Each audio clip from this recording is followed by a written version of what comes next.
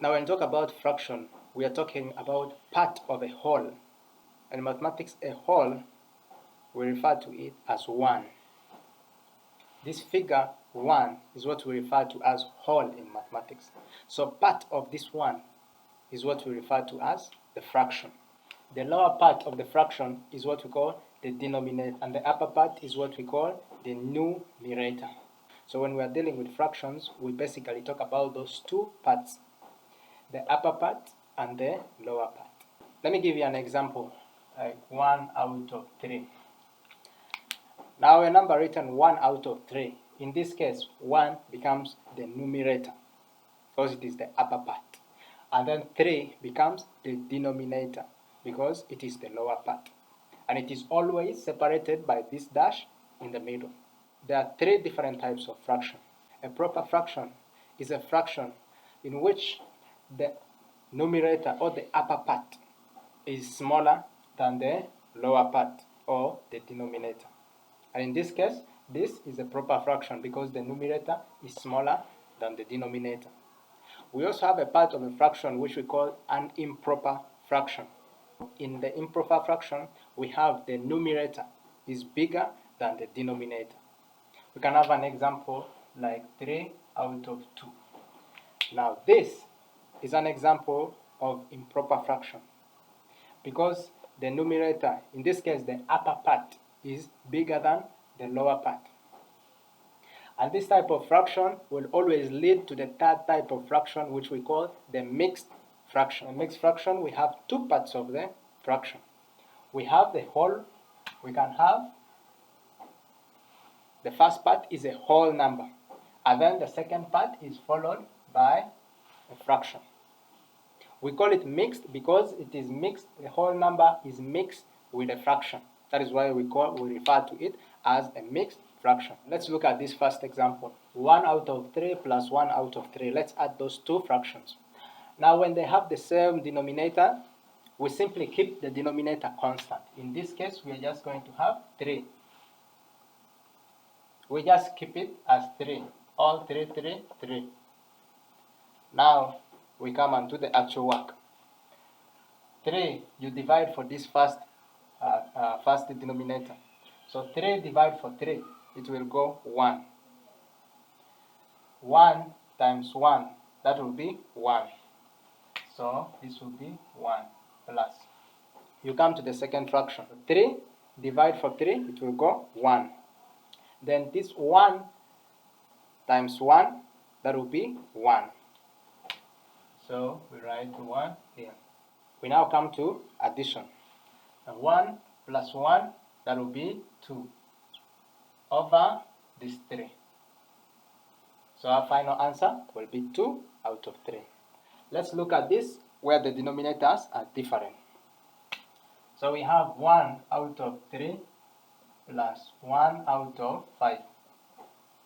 Now in this case, we get the LCM of these two denominators. Now how do we get the LCM? We multiply them. So we are going to have 3 times 5, that will be 15. So we write 15 here. Now we come to division.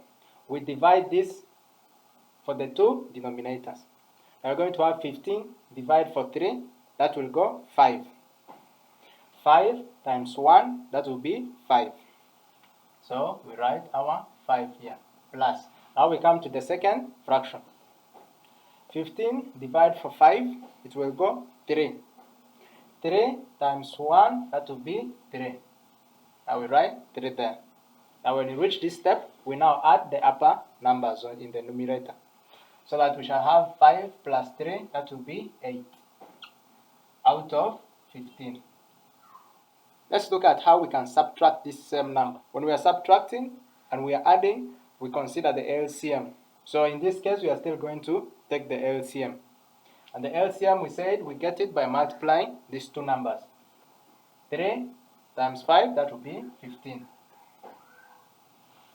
Now 15 divided for 3, it will go 5. 5 times 1, that will be 5. Minus, this time it is minus, not plus. So 15 divided for 5, it will go 3. 3 times 1, that will be 3. Now we subtract the numerators. 5 minus 3, that will be 2. Then we bring down the denominator as 15. So our final answer in that case will be 2 out of 15. 3 whole number, 1 out of 3 minus 4 out of 5. Now as you can realize, this is a mixed fraction. And we cannot solve it just the way it is. So when you have a mixed fraction, you make sure you convert it to an improper fraction. 3 times 3. We multiply this denominator with this whole number. So now we are going to have 3 times 3. That will be 9. And then we add whatever is remaining on the numerator. So it will be 3 times 3. That will be 9 plus 1. That will be 10. So we are going to have 10 out of 3. We keep the denominator just the way it is. And then we subtract this. 4 out of 5. Now when we reach this stage, we do the usual getting the LCM. And we know how to get the LCM of these two numbers.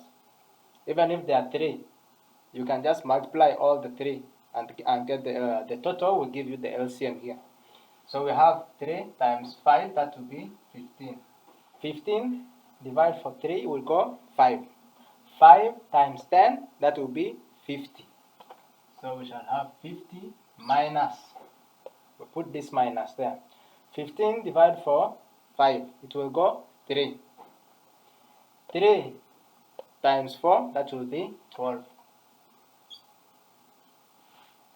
Now 50 minus 12, now we subtract the numerator direct. 50 minus 12, that will be 38 out of 15. Changing this to a mixed fraction, we have 38 divided for 15, it will go 2 because of 30. 2 times 15, that will be 30. Remaining 38, take away 30, that will be 8 remaining. So the remainder is what we write up in the numerator, 8 out of, and then the denominator we keep it, 15. So that will be our final answer. Okay, assuming this time we are not subtracting, but we are adding. Let's see how we shall work this out. The first step we do is converting this from a mixed fraction to an improper fraction. And I said we do that by multiplying the denominator with the whole number, and then we add the numerator. So we shall have 3 times 3, that will be 9. And then plus 1, that will be 10. So we shall have 10 out of 3 plus, then we keep this the way it is, 4 out of 5. We get the LCM. 3 times 5, that will be 15. 15 divided for 3, it will go 5. 5 times 10, that will be 50. Plus, now we are adding.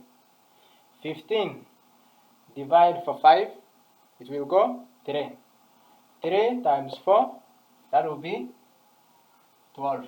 Now we can add the numerators direct.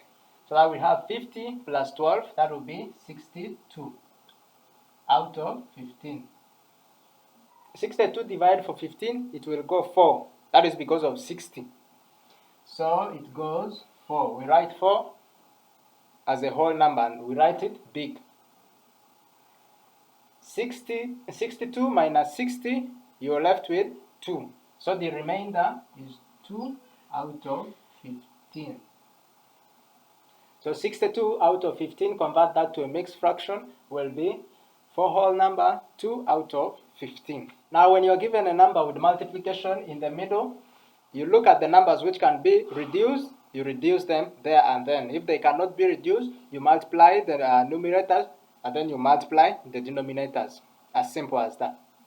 So let's see this. From this number, we have 2 on this side and we have 4 on this side. So we can reduce them. They can be reduced. By 2, this will be 1. By 2, this will be 2. Is there any other number which can be reduced? No. So you multiply 1 times 7, that will be 7. then 5 times 2, that will be 10. Now when you're given a number with division in the middle, the first thing you have to remember is, for you to be able to solve this, you replace this division sign with multiplication sign. That is the first step. Then immediately after replacing it with the multiplication sign, you make sure you get the reciprocal of the second fraction. Now by reciprocal, what I mean is let the denominator become the numerator, and let the numerator become the denominator. Let me repeat that. Change this to multiplication sign. When you change the division from division to multiplication, the second thing you do is you change this lower number, take it up, and bring the upper number, put it down. Let's work out this. So this one will remain the way it is, 2 out of 5, and now we change this to multiplication. And then we take this up, so we shall have 4 out of, we bring that down, 7. And then we look, are there any numbers that can be reduced? If they can be reduced, you reduce. If the numbers cannot be reduced, you just multiply up with up and down with down. In this case, these numbers cannot be reduced, so we go straight ahead and multiply. So we have 2 times 4, that will be 8. 5 times 7, that will be 35. So that's the only difference with between the multiplication and the division. When you're given with the multiplication sign, you cancel them and multiply direct. But when you're given division sign, you make sure you change the division sign to multiplication sign, and then you change the numbers, get the reciprocal of the second fraction. And number 4 says, one whole number, 2 out of 3, you divide that for 5 out of 6. Now this has division in the middle, so we have to change it to multiplication. I hope you remember that. The first thing we have to do, we cannot solve this as a mixed fraction, so what we have to do is we change it to an improper fraction. And I said we change it from a mixed fraction to an improper fraction by multiplying the denominator with the whole number, and then we add the numerator. So that we are going to have 3 times 1, that will be 3, plus 2, that will be 5. So we shall have 5 out of 3. Divide this by 5 out of 6. Now we come to look at the second and the third. Let's see. 5 out of 3. Now we change this to multiplication. So we shall have times. Then we take this up. 6 out of, we bring that down. 5. Now if you look at these numbers, they are common factors. 5 divided by 5, 1. 5 divided by 5, 1. We also have 3 here, which can be cancelled with 6. So 3 by 3, 1. 6 divided for 3, it will go 2. So that 1 times 2, that will be 2. Over 1 times 1, that will be 1. So our final answer will be 2.